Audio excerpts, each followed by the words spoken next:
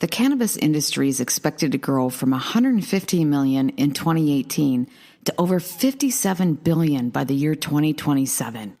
This is a ground floor opportunity, and Greenflower has a free ebook showing the 500 best jobs available in this huge expanding market.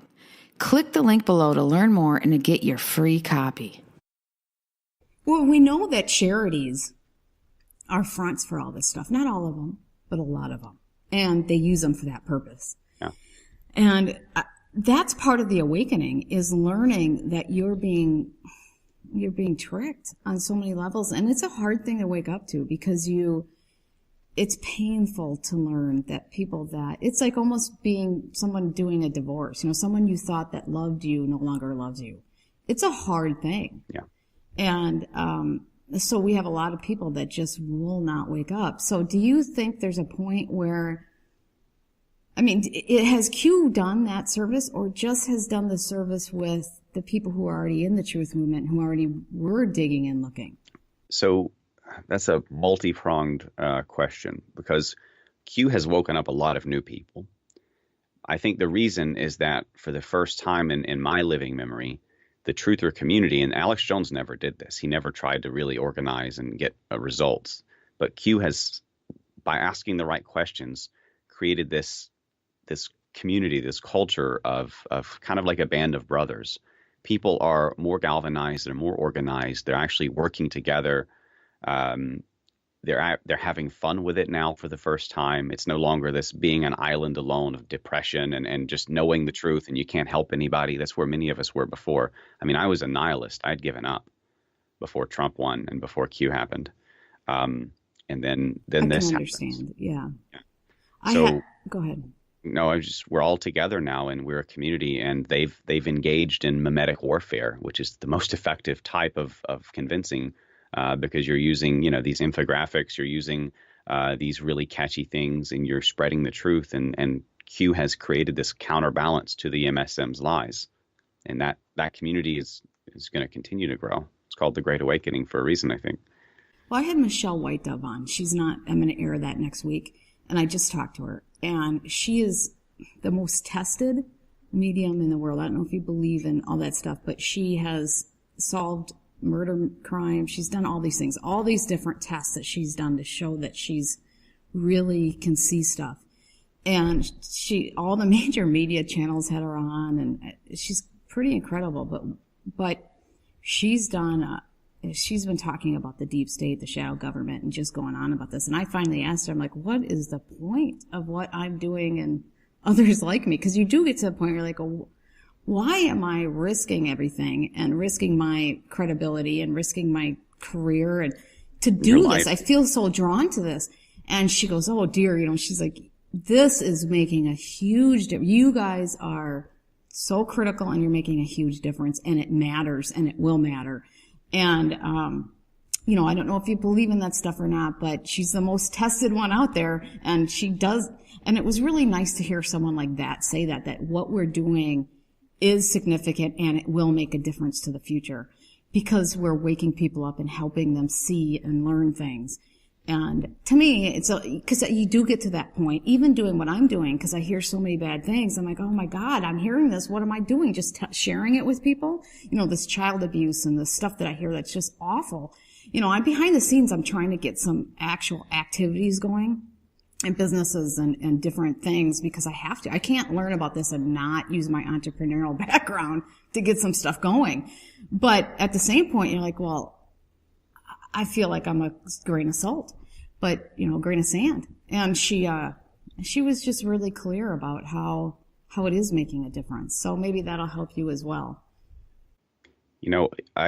I've never actually heard of her. I don't really follow that stuff much. And I believe that everything is energy and everything's connected, and there's things we can't explain. Absolutely. But you don't even have to be a clairvoyant to know, to see these patterns, to see that we have changed everything. We've beaten globalism. It's dying. It's dead. It's done. The MSM fake news. Just think of the Overton window. A couple years ago, no one knew what fake news was really, except to truthers. And then now everyone knows about fake news, and now everyone knows the term. Everybody questions it. Everyone. Yeah. even people on the left often think that the MSM is lying for their agenda. So hashtag walk away. Yeah, there's the people on the left, which not even the left. There's a minority of the left, which are the extreme radical left, which are the selfish people. These are I see it as sort of an alliance between the psychopaths at the top manipulating people and the sociopaths on the bottom that are a little bit more obvious about their evil, like the Antifa types. They're incredibly selfish. They're actually quite racist. They keep yelling at black cops who disagree with their position, but then they accuse everyone else. They project of everything that they're doing. And these sort of tricks work on people who don't understand logical fallacies and projection, because if you're a good-hearted person, and this person's always talking about, we got to fight racism and everything else, you're like, well, yeah, that makes sense. Until you realize they're the most racist, evil person that and they're doing everything that they're saying we should not do. But they're using their words to, if you go back in history and stuff, they would talk about words as casting of spells. And that's exactly what they're doing. They're casting the spell of lies and deception using their words, using their sophistry. To trick good-hearted people who don't often look behind the curtain. And when you look behind the curtain, like you're saying, there's a price to pay for the knowledge that you get. There's a cost to this stuff, and we have to deal with that because no one else will. But I see the Great Awakening is full steam ahead, and I am very optimistic about the future. I think it's all coming down. Do you want to save some serious money? Learn how a simple gadget can double your gas mileage while creating less pollution. The simple gadget does all of this while giving your car more power and longer engine life.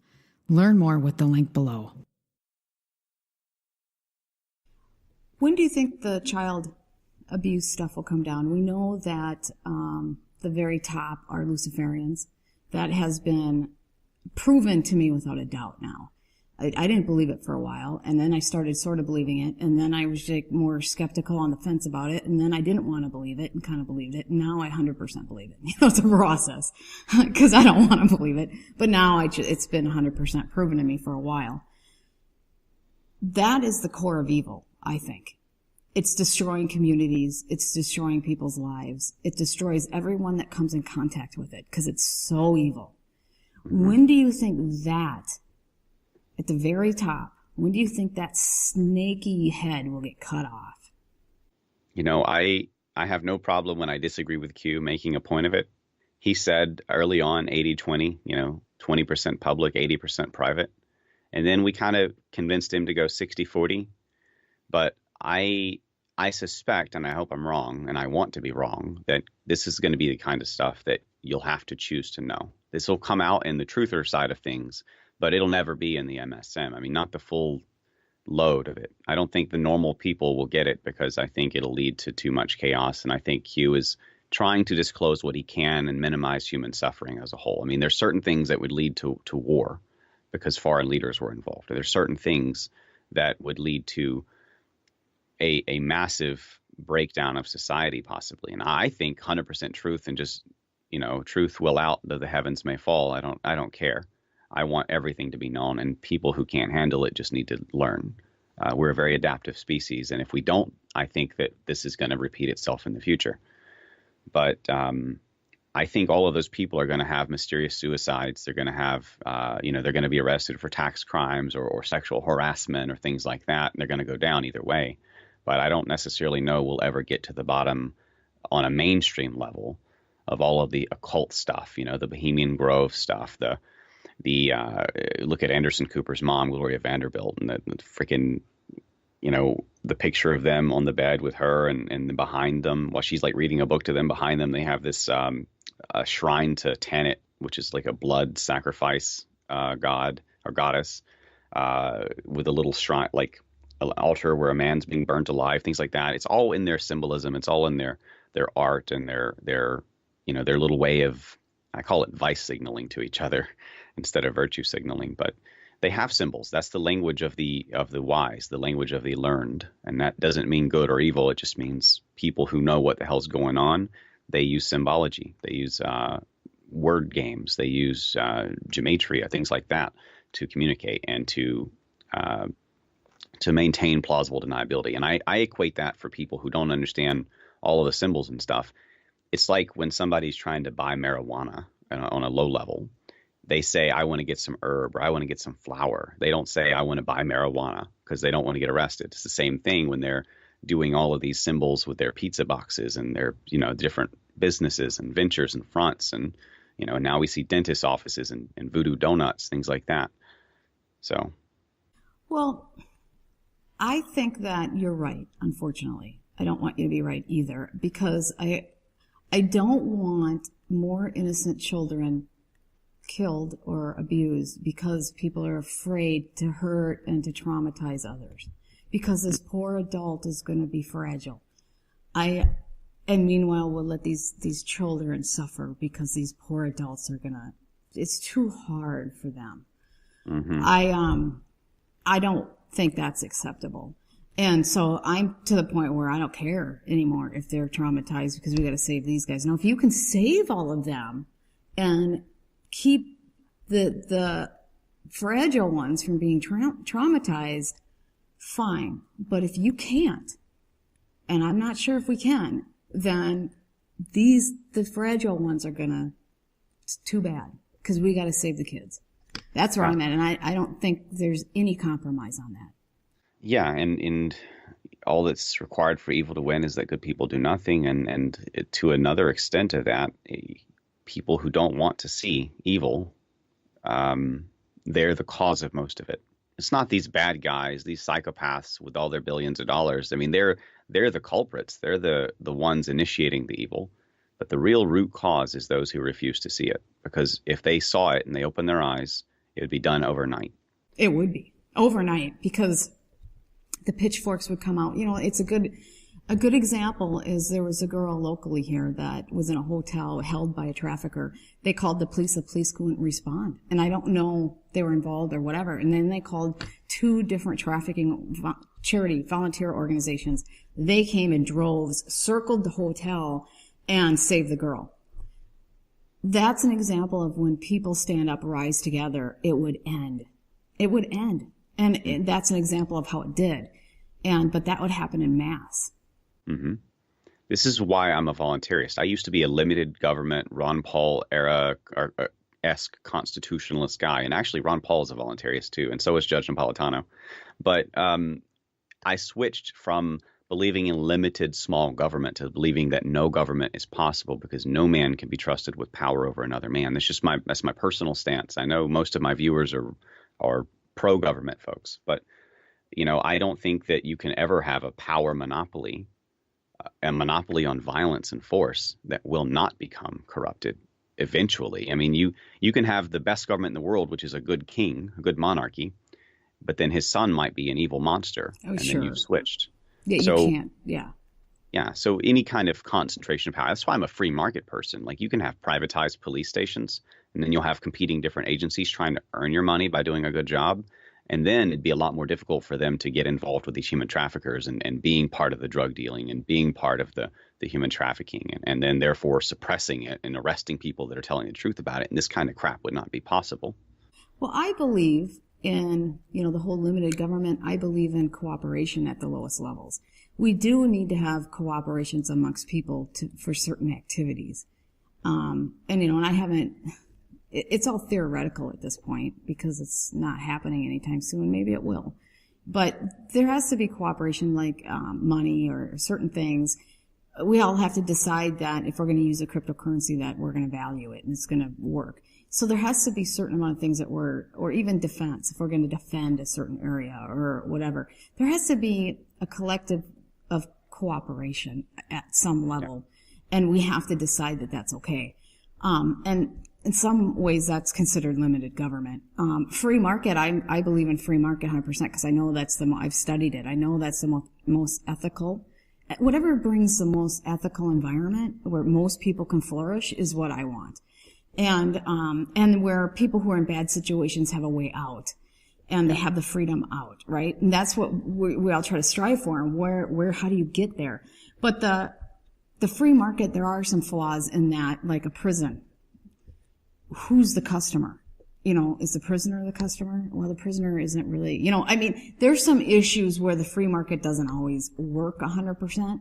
And so that's where there has to be a cooperation type rule. But that's what I believe. But again, it's about how do we drive it to the lowest level? How do we have the max amount of freedom? And how do we have the most amount of people thriving? That's where I'm at. We agree. I mean, we agree that less government is better. The founding fathers went 95% of the way, and they made this tiny little restrained government, which eventually grew into what we have now.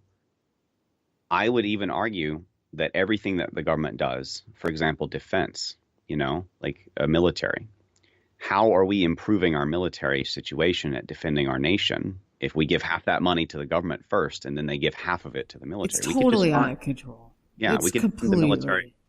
Without a government, we would have double the military.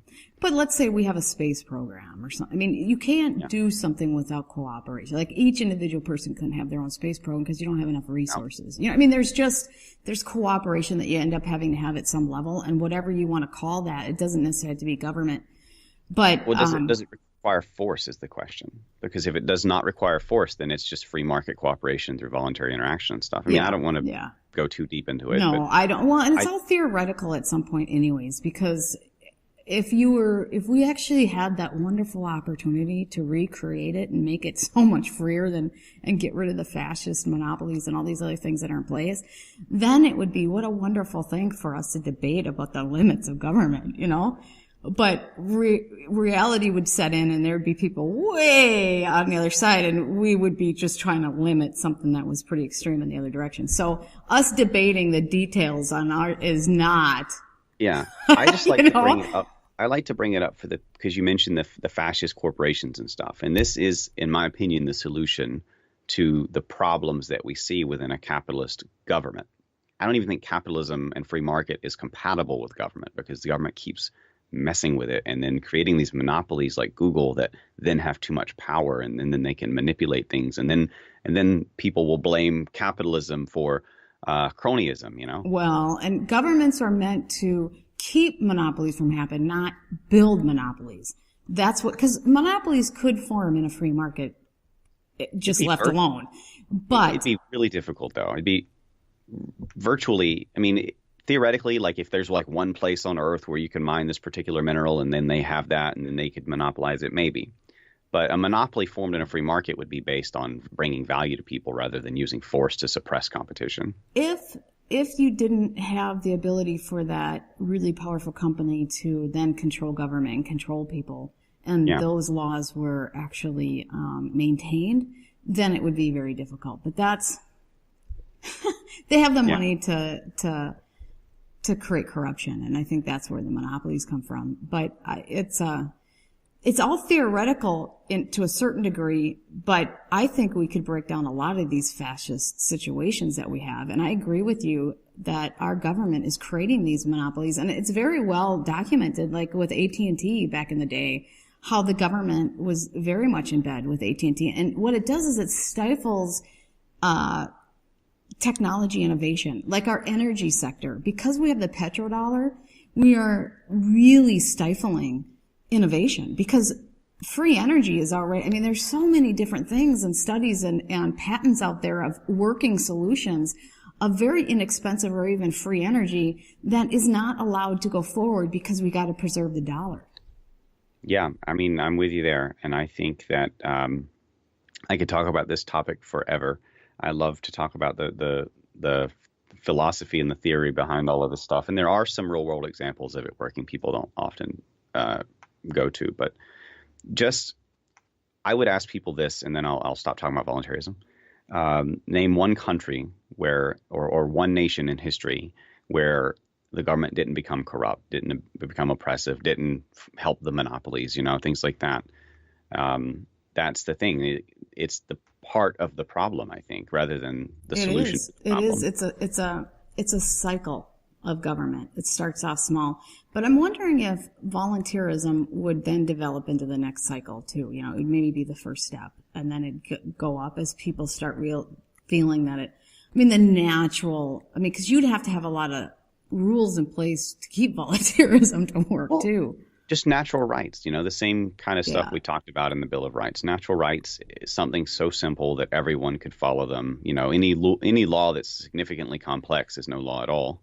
So the So question is, would a bunch of corrupt, the psychopaths are always around. We have to yeah, deal with them. Would they be able to garner enough power to screw it up? they would try. I know, and would it work in there's any an argument. large thing? There's an argument called "Wouldn't the warlords take over?" This is a common argument against a stateless society. And Mises.org has a really great breakdown about how that would be very, very difficult to actually happen in reality. Kind of like monopolies could form. If they did form, it wouldn't be that bad because there's no government to buy out, but it'd be difficult for them to form. It'd be really difficult for warlords to take over as well. As long as the laws, we could make sure the laws were enforced. Yeah. Natural rights. You can have, they've done one example that I know of in the U.S. where this neighborhood privatized the police and they had 400% better results. It was that much cheaper and better. Oh, I'm sure. Yeah. Yeah. Although I'm pretty impressed with my local police force. A lot of them. A couple things happen that I'm not impressed with, but the majority of them are better than almost any city around, and they're talking to people and they're so polite and great. So you can get anomalies here and there, but in general, you're absolutely right. Like the girl that was in the hotel and the police didn't flip and come. The hell was that? Well, you'd have the same people that are defending us from other in the army and military, the same people that are protecting the streets would still be doing those jobs without state. They would just have twice the money because the bureaucrats wouldn't be keeping half of it. Well, so I think they'd be more well paid, better quality of life, things like that. We have big problems. Yeah. So these people at the top, like the Feinsteins and others that come out of public service, multi-millionaires, there's a reason for that. And it's just because this system has become so corrupt at the top, and it's getting top heavy. It's falling, and it's inevitable. It's a mathematical certainty. I don't know what's next, but yeah, it's sitting on a pinhead. Yeah, right. That's what it feels basically. like. I mean, 21 or 22 trillion missing just out of 2 departments. That's just crazy, and there's more. There's much more missing. But and then they started hiding all those numbers because it was all provable with government documents, and now you can't find them anymore. Mm-hmm. They purposely hid that stuff. And so it's so against what this whole country was originally founded on. We've moved to this complete censorship. Everything is top secret national security state. And, they call it a police state, but we're at a scary level, I think. Secrets are power, and power corrupts. Where do you think this is going to end? Are we going to have a war? Are we going to have, is there going to be a revolutionary war? Is there going to be a soft war like this? I think the war has been won already, honestly. I think QAnon and Trump represented the worst of it. People have died. Look at all the military plane crashes and things like that. You just don't hear about it. And it's not part of the MSM narrative, but we know stuff is going on behind the scenes. I mean, there was that Rothschild estate thing. I mean, we've taken out some of the bad guys too. But down the road, I think that financially there has to be a reset. I think it's inevitable after 100 plus years of distortion in the markets and all this manipulation. The petrodollar is officially dead. Other countries are moving away from it. We just haven't caught on yet. I did a really great interview with Lynette Zhang yesterday, but the cliff is coming. And I think Trump knows this. I think he's preparing for a reset of some kind. Obviously, his executive order could seize a lot of assets and do some good. But the dollar is dead. The fiat currencies around the world are dying. And I think we're going to go back to something else, maybe a gold silver standard, some kind of combination of cryptocurrencies and gold. They're all going to benefit from this. Well, if he had the power to do what he wants and he can get those assets back, we can use all those assets, whether it's underground banks, it's the stolen 22 trillion, there's probably 100 trillion, use that as collateral, reset the dollar using that as collateral, and get us out of debt and redo the Federal Reserve. We could set us up for a couple hundred years. That's a solution that could work. Depends on if he has that power. I don't know that the trillions of dollars are going to do us much good if we're not the reserve currency of the world and if dollars are imploding in their value. Well, no, you'd still have to reset. You'd still have to do something about the dollar, but you would have that collateral as backing. Because if there isn't any gold, you need collateral Yeah, to we back have the. no gold. We have no silver, and the Western Yeah. nations don't even think it's worth anything. And we can use that as collateral, all this missing. I mean, if they can get that back and use that as collateral, then we're in a position of strength. If we don't have any collateral, then we're not in a position of strength anymore. Yeah. Well, I think we'll do, because the dollar, it could be worse for us or it could be better for us, because the dollar, all of these dollars are going to come back to the U.S. at some point, and we're going to have hyperinflation. But we have probably the most, one of the most intelligent workforces out there. We're one of the most, if not the most innovative nation in the world. We will figure this out. We're just going to have to go through a period of winter, and Yeah, that's and natural. I agree with you. If we just say, let's figure this shit out, guys, and we got to get those corrupt psychopaths out of the process, because they're more interested in their global assets than they are in the U.S. assets. Yeah, they don't care. I even think that they had a plan basically to set China and U.S. against each other while they hung out in Australia. But they're all about the depopulation and stuff. I don't think we're going to go to war, though. I think Trump kind of knows about this. I think I imagine that Putin and Xi are in on it too. They probably know what's really going on. They can read the tea leaves here. They know what's going on behind the scenes. They know about QAnon. They know that there's an internal civil war within our government, a soft war, with some people dying, but more or less this is a war of influence and narratives. But you think we've already won, even though some of these, the worst of the worst, are still in power of abusing children? I think that, the human trafficking thing is bigger money than even the drug trade. Mm-hmm. It is, and you don't hear about it very often, except on like maybe local media or through someone like us. It is massive, but Q has told us that there's only a few countries left where they're not actively working to cut the supply of children off, like Yemen and a few others. The behind the scenes, that stuff is being cut off. The average price for a child in the world is $90. Did you know that? No. Me and my husband said about it. I'm like, gosh, you'd almost want to spend 10 grand just to buy a bunch of kids and set them free. But then all we would do is be supporting the whole bullshit. But anyways, that's a sidetrack. Well, I read recently in the UK, this one girl was raped by over 100 men before she was 16 years old. And I think they called it like sexual harassment, or it was something stupid that was not really that at all. And the police are over there basically involved in it. And they can't, they're having difficulty like talking about it. They get what country again did you say? The UK. I mean, the police and the child group gangs, they're just in bed with each other. It's so corrupt. So I think that it is being shut down behind the scenes, and I think Trump's a master at the art of war. And you don't even go into battle until you've already won. I think that they had everything from the day that Trump was elected, and maybe before that. I think this all was and. Look at how we've stayed ahead of them every step of the way. QAnon has gamed them every step of the way. He gives them rope, they hang themselves, and then he comes out and just destroys them. I imagine Alex Jones is about to be destroyed because Q has been hinting and building, and then he called him Assad. And now the proof is going to come out next. Q is going to drop the heavy proof on Alex Jones, just as one example. I hope so, because and you probably know this stat, but over 50% of the kids in the child welfare system are abused, not by their parents, but in the system. So we have some problems that we need to take care of. And, like you said, if everybody knew about it, it'd be taken care of overnight. Then we have trauma that we have to deal with for their lives. And so and it keeps growing. Every year the problem gets bigger because those traumatized kids have kids, and then they traumatize it. It's this ongoing thing. It's been happening for generations. And so the problem here in this country is absolutely enormous. And, so we have a problem that needs to stop. The floodgates need to close. And I'm hoping they're closing those floodgates. They're putting a dam up so at least we can deal with the problem that exists now. The trend is good.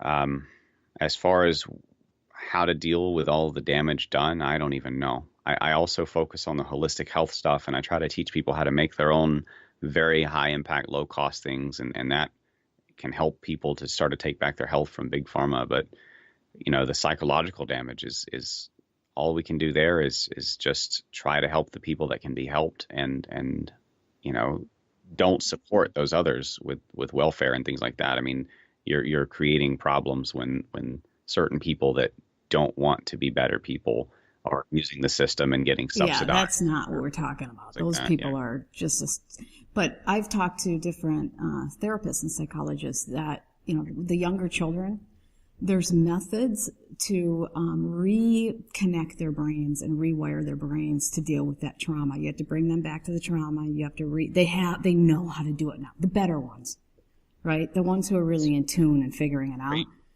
They're starting to figure out how to do all this stuff, but it takes people listening and dedicated, and it takes an effort by a caring group, a community of caring people.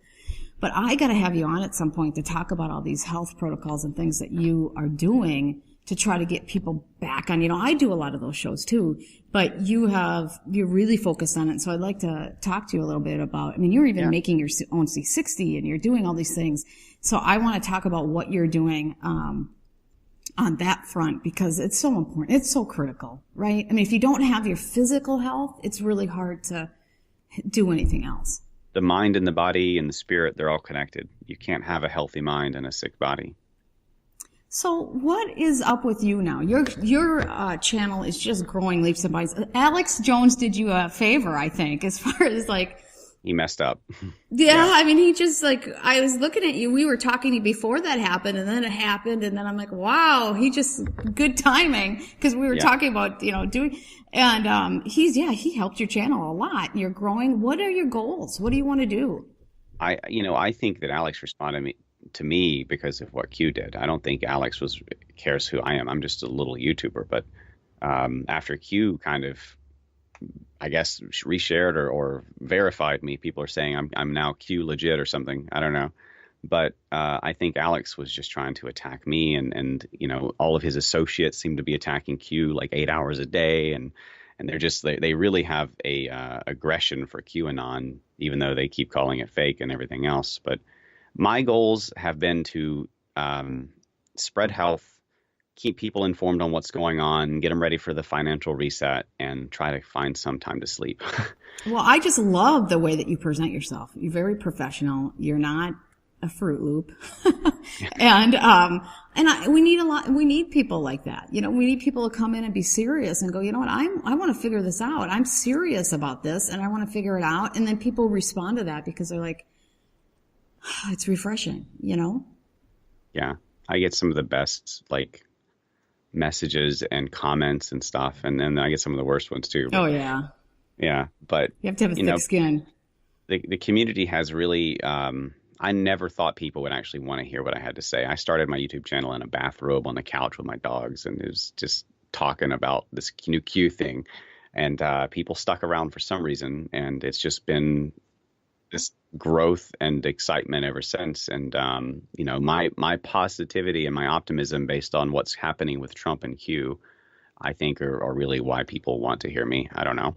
That's just so great. Yeah, I know when I first started, I'm like, okay, everybody, I got 0 subscribers. Could you please subscribe to me? Because it's kind of embarrassing to have 0. And then I had 10. You have to start somewhere. Yeah, it's exponential. There's I tell people that don't know anything about my channel, it's not me. There's just a huge demand for truth out there. Yes, I would agree with you. And truth done in a authentic way, where you're really you're doing your best to bring, in a smart, intelligent way, bring the truth out, because the mass media is they're doing such a disservice to humanity. Mm-hmm. And don't do the Alex Jones scream at the camera and interrupt your guests thing, because then no one will take you seriously. But he was the first. That was the thing. He was the only for a while, I guess. Yeah. Well, okay. Well, thank you so much. You'll stick around for my Patrons? Yeah, sure. And tell us where we can find you. My second channel on YouTube, because the first one was banned. So it's Dustin with a space, Nemos, and then 2. My Twitter is @NemoV8, and my website is DustinNemos.com. Excellent. Thank you so much. Thank you, Sarah.